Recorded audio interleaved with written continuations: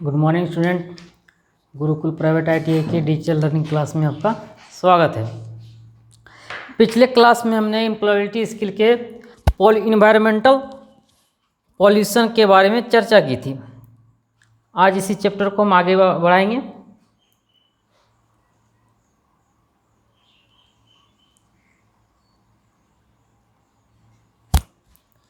तो हमने पिछले क्लास में हमने नॉइज पॉल्यूशन के बारे में पढ़ा था।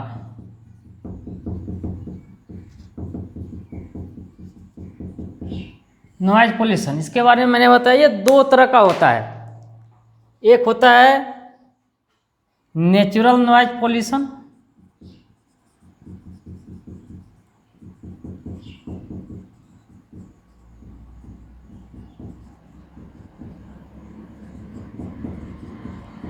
प्राकृतिक ध्वनि प्रदूषण। दूसरा होता है हमारा आर्टिफिशियल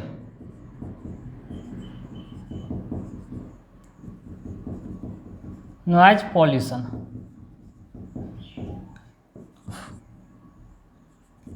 कृत्रिम ध्वनि प्रदूषण।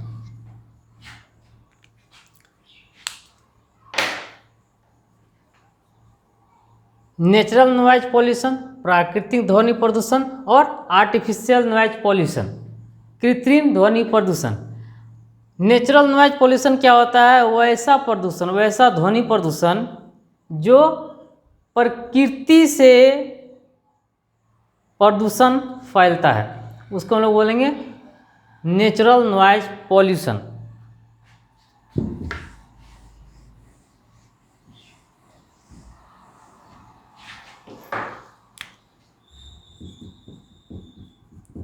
वैसा ध्वनि प्रदूषण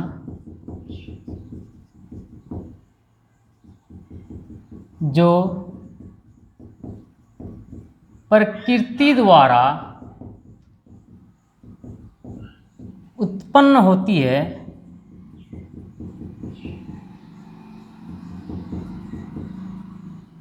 नेचुरल नॉइज पॉल्यूशन कहलाता है।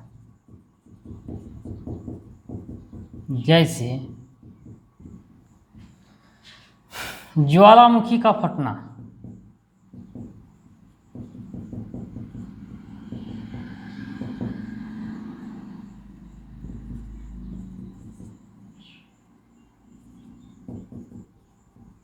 बादल की गड़गड़ाहट,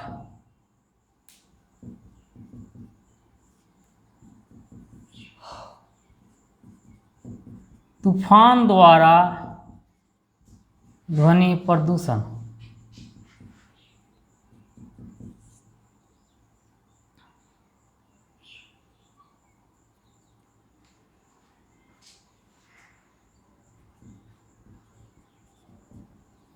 तेज वर्षा द्वारा ध्वनि प्रदूषण।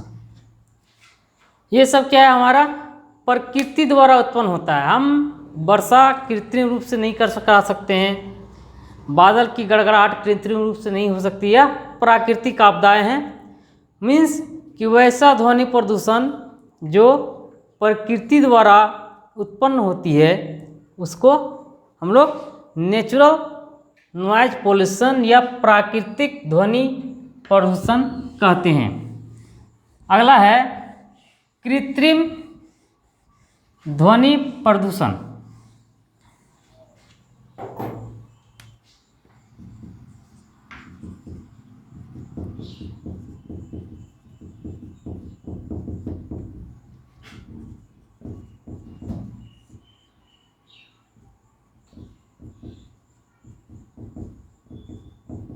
Artificial noise pollution.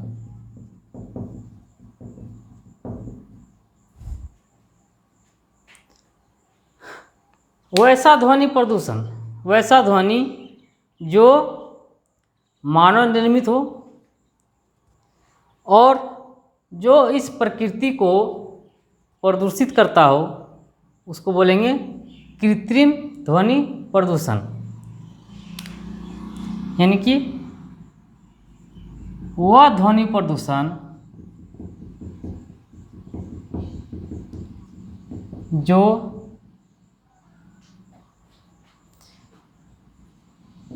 यंत्रों द्वारा उत्पन्न होती है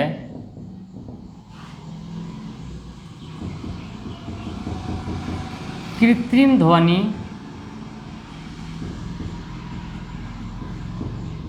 प्रदूषण कहलाती है। जैसे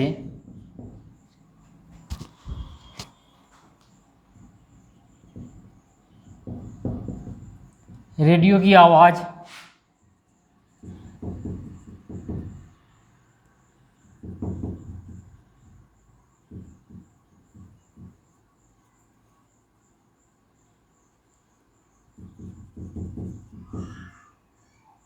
वेपन्स की आवाज़,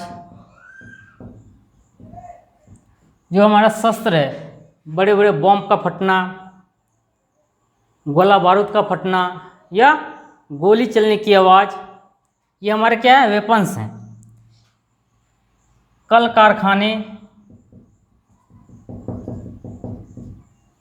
कारखाने की आवाज़,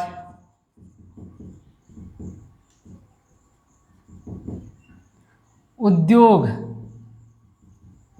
द्वारा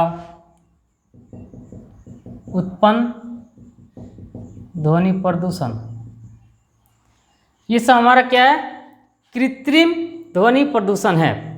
तो वैसा ध्वनि प्रदूषण जो यंत्रों द्वारा या मानव निर्मित होती है उसको हम लोग कृत्रिम ध्वनि प्रदूषण कहते हैं।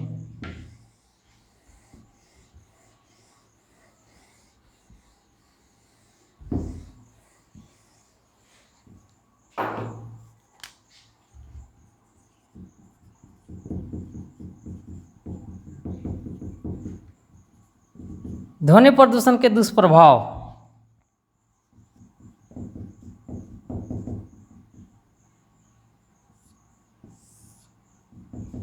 ध्वनि प्रदूषण के क्या क्या दुष्प्रभाव, क्या क्या इसके इफेक्ट्स हो सकते हैं। तो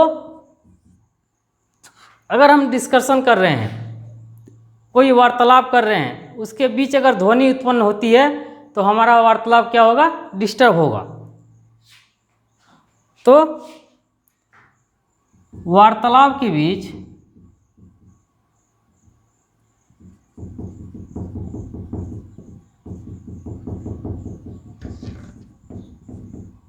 ध्वनि क्या करता है, व्यवधान को डालता है।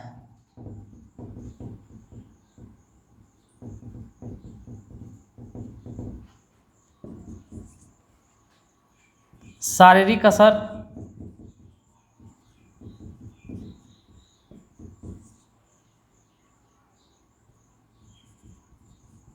ध्वनि के कारण कम सुनाई देना,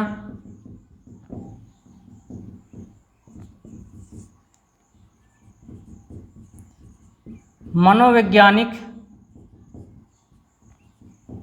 असर,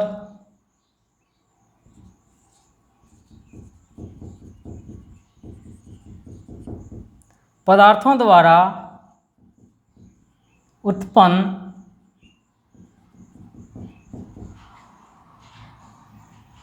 ध्वनि का प्रभाव, ये क्या हमारे ध्वनि के दुष्प्रभाव हैं। अगर हम वार्तालाप कर रहे हैं, उसके बीच में अगर कहीं कोई साउंड आता है तो हमारा वार्तालाप या डिस्कशन डिस्टर्ब होता है, या फिर ध्वनि से क्या होता है, बहुत जन इरिटेट हो जाता है, चिड़चिड़ापन हो जाता है। तो यह हमारा क्या है, शारीरिक असर डालता है।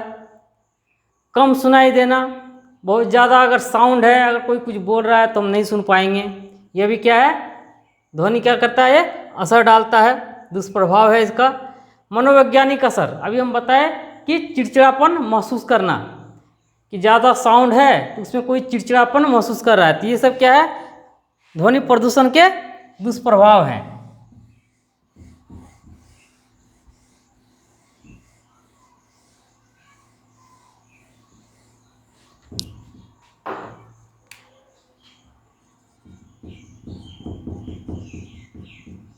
ध्वनि प्रदूषण के नियंत्रण के उपाय। क्या क्या उपाय कर हम ध्वनि प्रदूषण को रोक सकते हैं?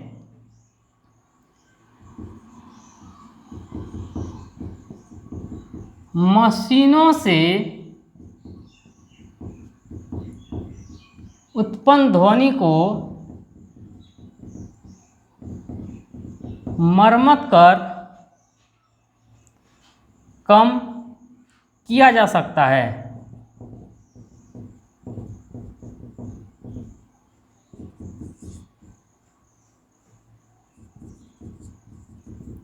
स्कूल या विद्यालय के बच्चों के व्यवहार में परिवर्तन लाकर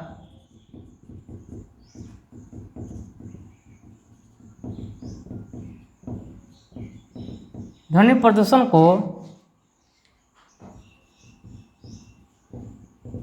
नियंत्रित किया जा सकता है।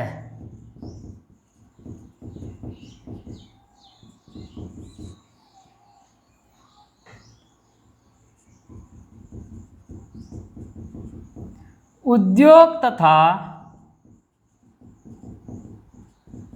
छोटे कल कारखाने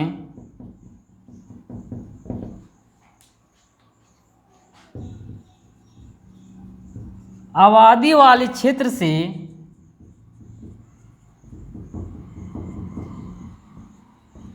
दूर स्थापित कर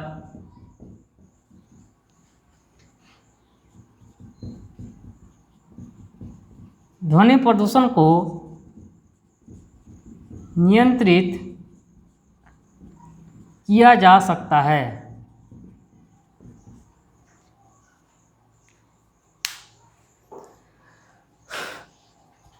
वैसे मशीन जो बहुत ज़्यादा ध्वनि उत्पन्न कर रहा है, वैसे मशीन को समय समय पर रिपेयरिंग कर या मेंटेनेंस कर उसकी आवाज़ को कम कर भी हम ध्वनि प्रदूषण को रोक सकते हैं, नियंत्रित कर सकते हैं। स्कूल कॉलेज या विद्यालय में जो बच्चे पढ़ रहे हैं, उस बच्चों के व्यवहार में परिवर्तन ला के कम से कम ध्वनि उत्पन्न करे। मीन्स कि कोई रेडियो बजा रहा है या फिर बहुत ज़्यादा हल्ला मचा रहा है, तो वैसे बच्चों में उसके व्यवहार में परिवर्तन लाकर भी हम ध्वनि प्रदूषण को कंट्रोल कर सकते हैं। या जो छोटे बड़े हमारी इंडस्ट्री हैं, वो इंडस्ट्री घनी आबादी क्षेत्र के दूर अगर हम स्थापित करेंगे तो उस क्षेत्र में रहने वाले जो भी मानव जाति हैं, जंतु जीव जंतु है, उस पर उस ध्वनि का असर नहीं होगा। तो वैसे कल कारखाने को दूर स्थापित कर हम ध्वनि प्रदूषण को कंट्रोल कर सकते हैं।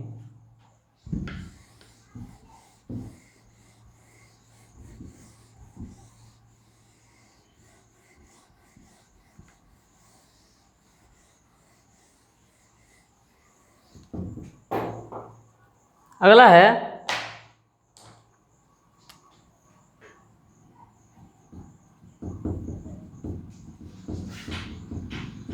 जल प्रदूषण, वाटर पोल्यूशन।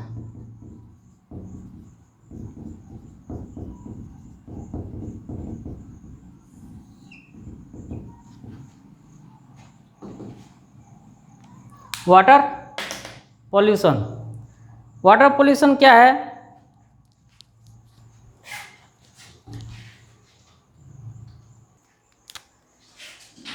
जल प्रदूषण। जल प्रदूषण क्या है? वैसा जल जो जलीय जीव या मानव जाति के लिए उपयोग करने के लायक नहीं हो, उसको हम लोग बोलते हैं जल प्रदूषण। मीन्स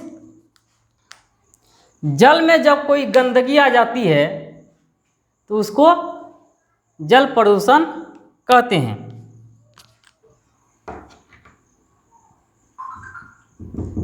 जल में कोई गंदगी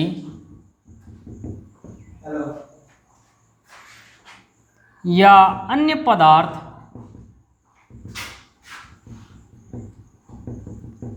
पदार्थों का घुल जाना जो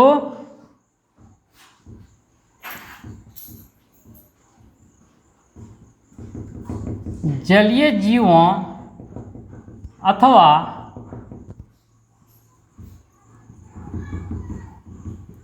मानव जाति के ऊपर प्रतिकूल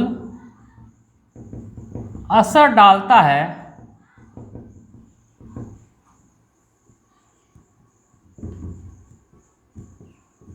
जल प्रदूषण कहलाता है।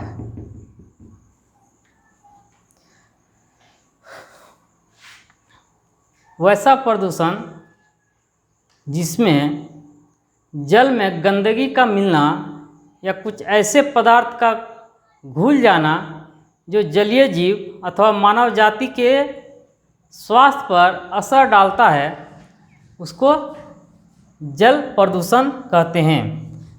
जल प्रदूषण 3 तरह का होता है।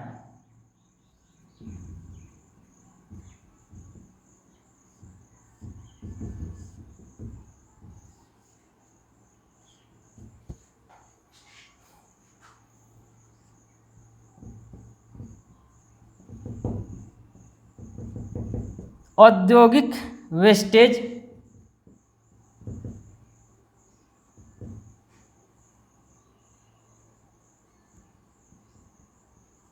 घरेलू सीवरेज,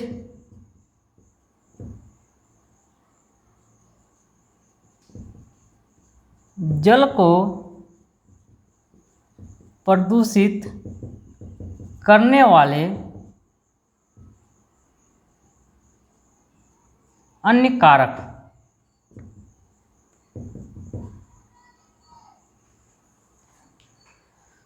जल प्रदूषण को 3 भागों में कैटेगराइज किया गया है: औद्योगिक वेस्टेज, घरेलू सीवरेज और जल को प्रदूषित करने वाले अन्य कारक।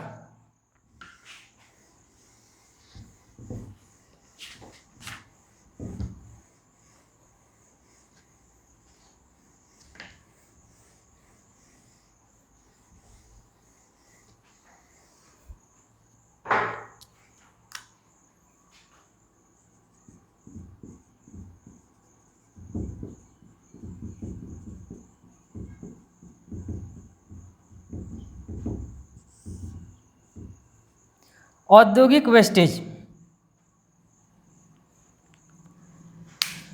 औद्योगिक वेस्टेज क्या है? आज इस बढ़ती जनसंख्या के कारण हमारा डिमांड, हमारी जो ज़रूरतें हैं वह ज़्यादा बढ़ गई है, जिसके कारण क्या है कि हमें ज़्यादा से ज़्यादा वस्तुओं को प्रोडक्शन, उत्पादन करने की आवश्यकता पड़ती है। ज़्यादा से ज़्यादा वस्तुओं का अगर हम उत्पादन करेंगे तो ज़्यादा से ज़्यादा मात्रा में हमारा जो वेस्टेज मटेरियल है वो बाहर आएगा। तो वैसा वेस्टेज मटेरियल जो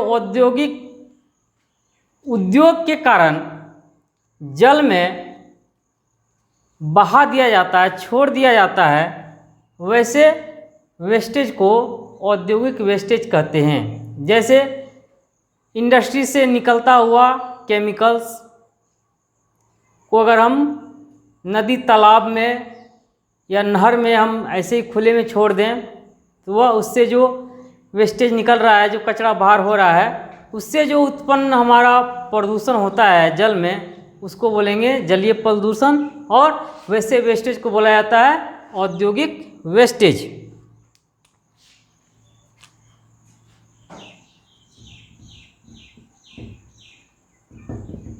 औद्योगिक वेस्टेज वह है जो उद्योग से निकले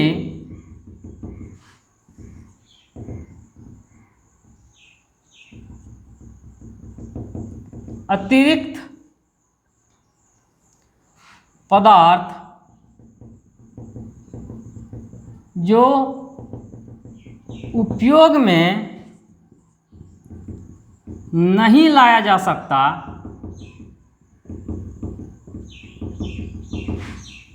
उसे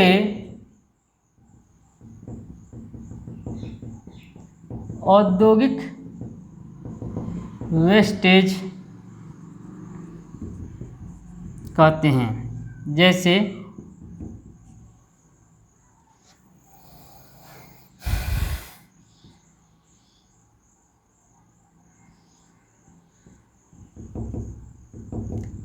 केमिकल का नदियों, नहरों अथवा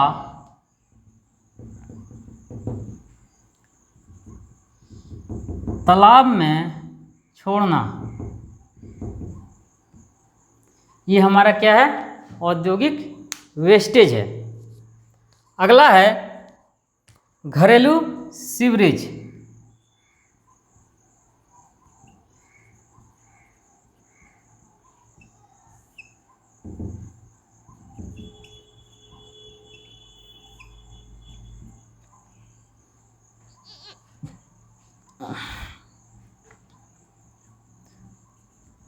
घर से निकलने वाले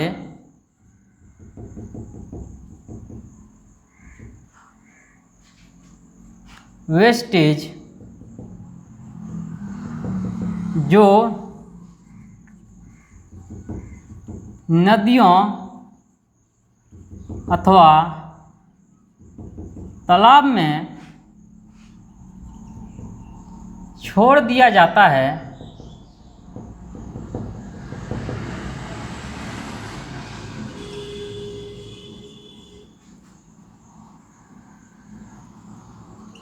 तथा जो जल को प्रदूषित करता है,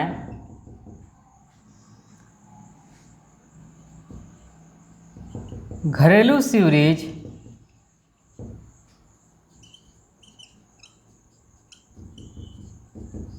कहलाता है।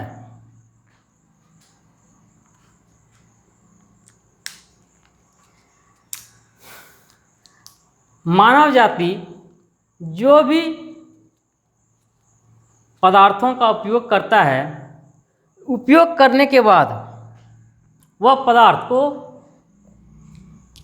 नदी तालाब में ऐसे फेंक देना ही घरेलू सीवरेज कहलाता है। इससे जो प्रदूषण उत्पन्न होता है उसको घरेलू सीवरेज द्वारा जल प्रदूषण कहलाता है।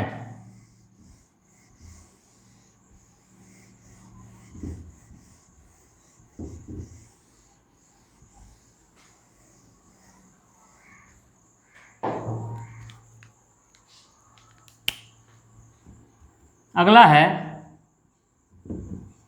जल को प्रदूषित करने वाले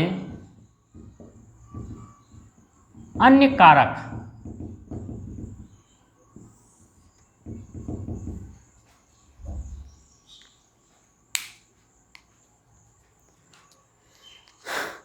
अन्य कारक ऐसे जैसे वैसा पदार्थ जो जल को प्रदूषित करता हो, जैसे जल में अगर हम प्लास्टिक फेंक दें या केमिकल वगैरह फेंक दें, इससे जो प्रदूषण, जलीय प्रदूषण होगा, ये हमारे जल प्रदूषण के अन्य कारक कहलाएंगे।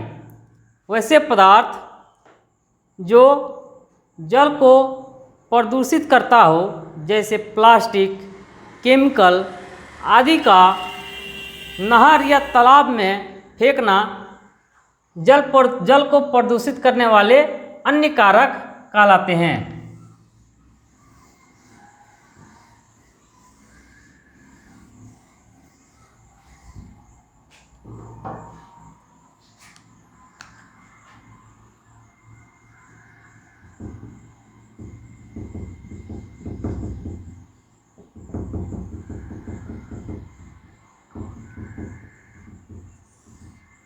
जल प्रदूषण के दुष्प्रभाव, क्या क्या इसके जल प्रदूषण के इफेक्ट हो सकते हैं।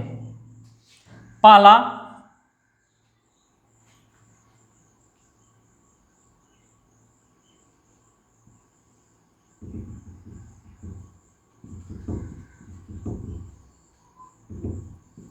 लगातार जल में वेस्टेज को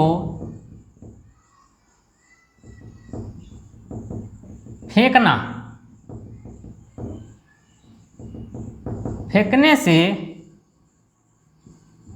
जल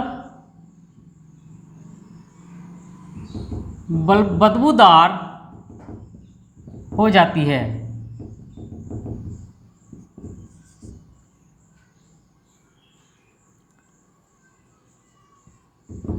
जल में गंदगी बढ़ जाने के कारण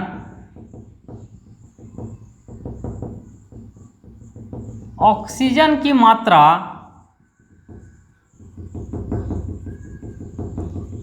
कम हो जाती है।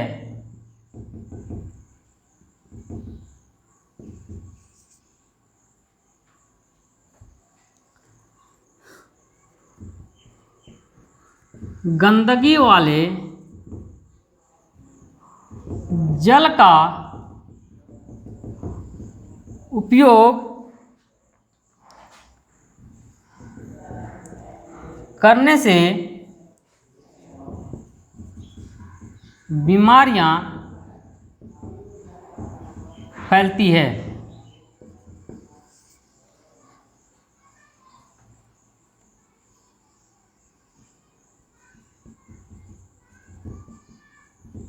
औद्योगिक कचरा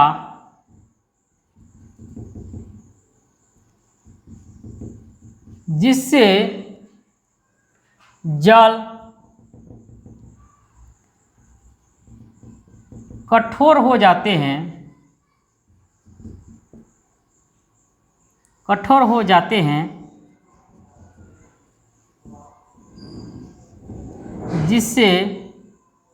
जिसका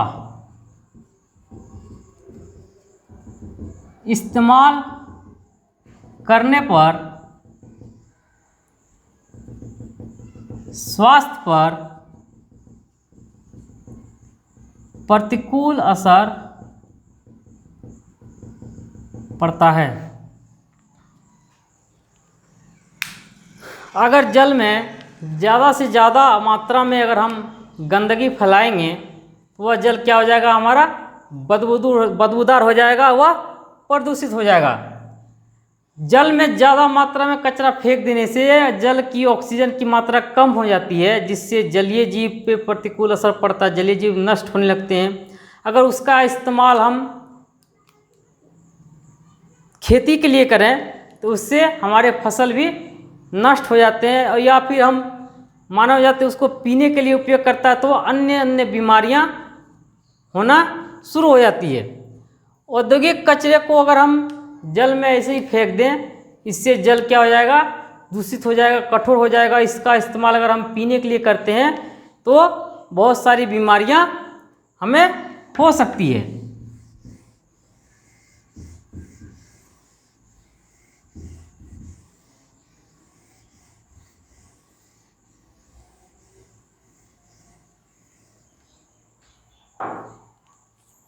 अगला है नियंत्रण, जलीय प्रदूषण का नियंत्रण। इसका हम लोग नियंत्रण कैसे कर सकते हैं।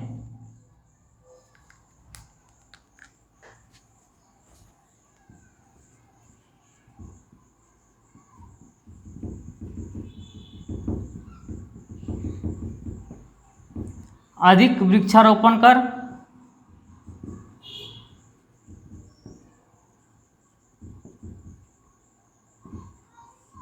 उद्योग से निकलने वाले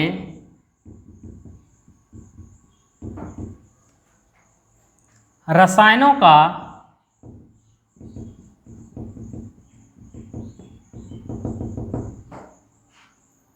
रसायनों को जल में न बहाकर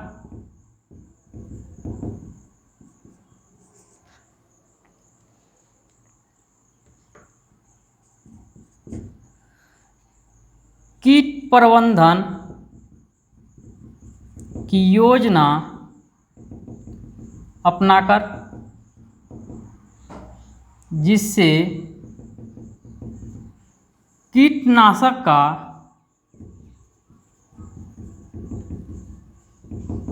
कम से कम प्रयोग कर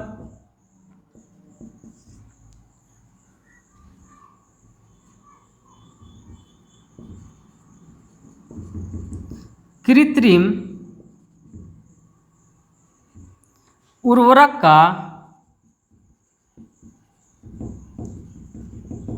कम से कम उपयोग कर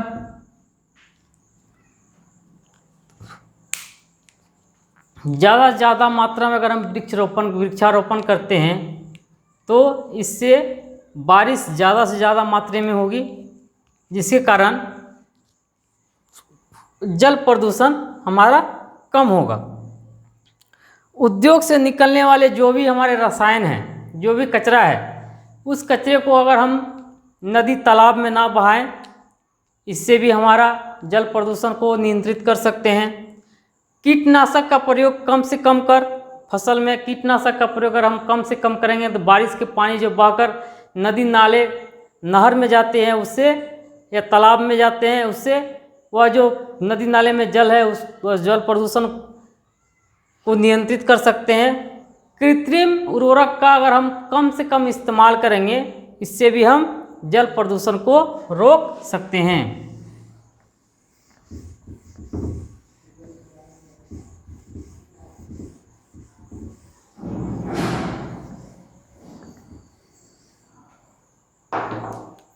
अगला हमारा कचरा, वेस्टेज।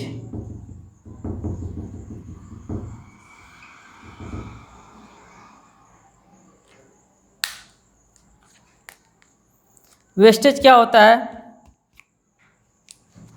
वैसा एक्स्ट्रा मटेरियल, अतिरिक्त पदार्थ जो हमारे वातावरण पर प्रतिकूल असर डालता है, उसे हम वेस्टेज या कचरा कहते हैं।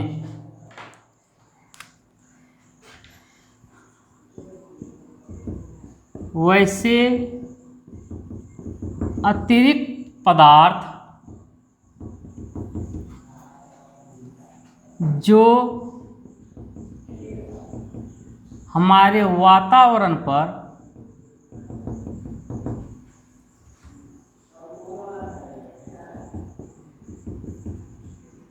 प्रतिकूल असर डालता है,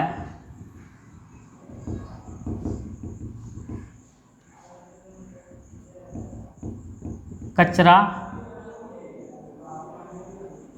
कहलाता है, तथा जिसका हम पुनः इस्तेमाल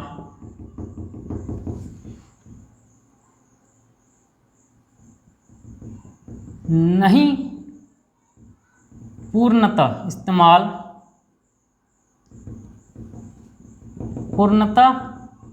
नहीं कर पाते हैं,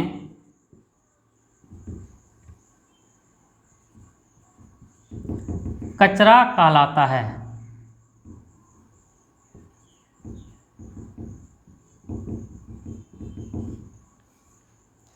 वैसे अतिरिक्त पदार्थ जो हमारे वातावरण पर प्रतिकूल असर डालता है तथा जिसका प्रयोग हम रिसाइक्लिंग प्रोसेस के बिना नहीं कर सकते हैं, उसे कचरा कहते हैं या वेस्ट कहते हैं या वेस्टेज कहते हैं। वेस्टेज कचरा 4 तरह का होता है।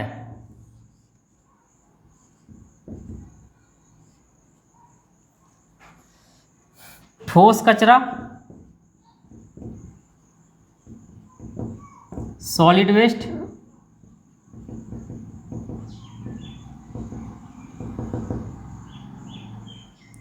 तरल कचरा,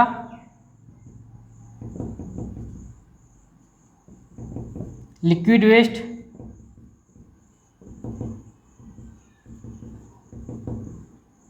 तीसरा गैसीय कचरा,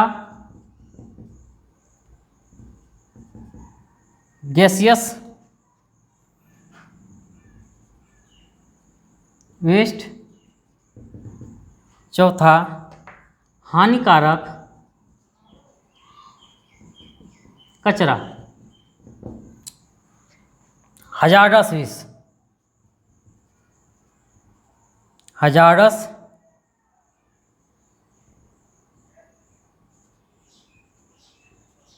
वेस्ट। कचरा को 4 भागों में डिवाइड किया गया है। सॉलिड कचरा, सॉलिड वेस्ट, तरल कचरा, लिक्विड वेस्ट, गैसीय कचरा, गैसियस वेस्ट, और हानिकारक कचरा, हजार्डस वेस्ट। इसके बारे में हम लोग अगली क्लास में चर्चा करेंगे। आई होप ये वीडियो आपको समझ में आया। मिलते हैं नेक्स्ट वीडियो के साथ, तब तक के लिए धन्यवाद।